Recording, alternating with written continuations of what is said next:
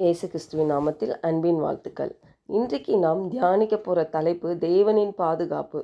வசனம் சங்கீதம் 46:1. தேவன் நமக்கு அடைக்கலமும் பலனும் ஆபத்து காலத்தில் அனுகூலமான துணையுமானவர். பாருங்க, இது ஒரு நம்பிக்கை சங்கீதமாக இருக்குது. தேவனுடைய மக்களுக்கு கடினமான சூழ்நிலையிலும் பாருங்க, தேவன் அருகில் இருக்கிறார் என்பதை குறிப்பிடுகிறது.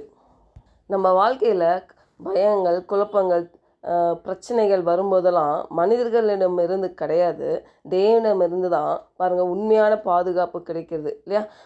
மனிதர்கள் எல்லா நேரமும் நம்மோடு இருக்க முடியாது, ஆனால் தேவன் எப்போது நம்மோடு இருக்கிறார். இரவும் பகலும் அவர் நம்ம வேலை செய்கிற இடத்திலும் வீட்டிலும் அவர் நம்மோடு கூட இருக்கிறார்.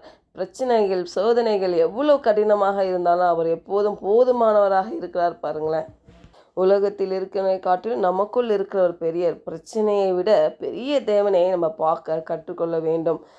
தேவன் என்னோடு கூட இருக்கிறார் என்று நாம் உணரும் பொழுது பாருங்கள், நம்ம தனியாகவே இருப்பது இல்லை என்ற ஒரு உறுதி நம்மளுக்கு கிடைக்கும். அப்போ பிரச்சனைகள், சோதனைகள் எவ்வளோ பெருசாக இருந்தாலும் பாருங்கள், அவர் எப்போது எனக்கு போதுமானவராக இருக்கிறார். என்னுடைய பலத்தினால் அல்ல, தேவனுடைய வல்லமையினால், அவர் எனக்கு கொடுக்குற பலத்தினால் என்னுடைய வாழ்க்கை நிலைத்து நிற்கிறது. பிரச்சனைகள் வரும்போதெல்லாம் நான் என்னுடைய மனம் உடையாமல் தேவன் என் அடைக்கலம் என்று நான் சொல்லுவேன். பாருங்கள், பலவீன நேரங்களில் அவர் என் பலனாய் இருக்கிறார் என்று அறிக்கையிடுவேன் என்று விசுவாசிக்க வேண்டும். பலவீனங்கள், சோர்வுகள் வரும் பொழுது அவர் என் பலன், அவர் என் அடைக்கலம், அவர் என் கோட்டை, அவர் என்னுடைய பரிகாரி என்று சொல்லும் பொழுது பலவீனங்களாக நீக்கி தேவனுடைய நாமத்தை நம்ம மகிமைப்படுத்துவர்களாக இருப்போம். சங்கீதம் 14:6 இப்படியாக சொல்லுகிறது, சிறுமைப்பட்டவனுக்கு கர்த்தர் அடைக்கலமாக இருக்கிறாராம். பாருங்கள், சிறுமைப்பட்ட கஷ்டம், நான் ஒன்றுமே இல்லை, நான் ரொம்ப கஷ்டப்படுறவன், நான் ரொம்ப சிறுமையில் இருக்கிறவன், பாருங்கள், அவர்களுக்கு கர்த்தர் அடைக்கலமாக இருக்கிறார் என்று சொல்லுகிறார். சங்கீதம் 62:7-8 என் ரட்சிப்பும் என் மகிமையும் தேவனிடத்தில் இருக்கிறது, பலனான என் கண்மலையும் என் அடைக்கலமும் தேவனுக்குள் இருக்கிறது.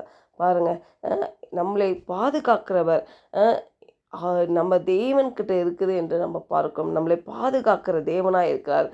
ஜனங்களே, எக்காலத்திலும் அவரை நம்புங்கள், அவர் சமூகத்தில் உங்கள் இருதயத்தை ஊற்றி விடுங்கள். தேவன் நமக்கு அடைக்கலமாக இருக்கிறார். பிரச்சனைகள், போராட்டங்கள் இருந்தால் மனிதர்கிட்ட போய் கண்ணீர் வடிக்காதீங்க.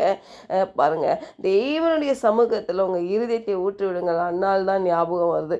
பாருங்கள், ஓடி போகிறா தேவாலயத்துக்கு போய் அவர் இருதயத்தில் இருக்கிற வேதனைகள், அவர் குமுறுகள் எல்லாம் தேவன்கிட்ட பாதத்தில் ஊற்றா. பாருங்க, ஊட்டிட்டு திருப்பி அதை நினைக்கவே இல்லைன்னு நம்ம பார்க்குறோம் வேதத்தில். அதை பற்றி அவளுக்கு கவலை இல்லாமல், ஏன்னா தேவன்கிட்ட ஊற்றிட்டா.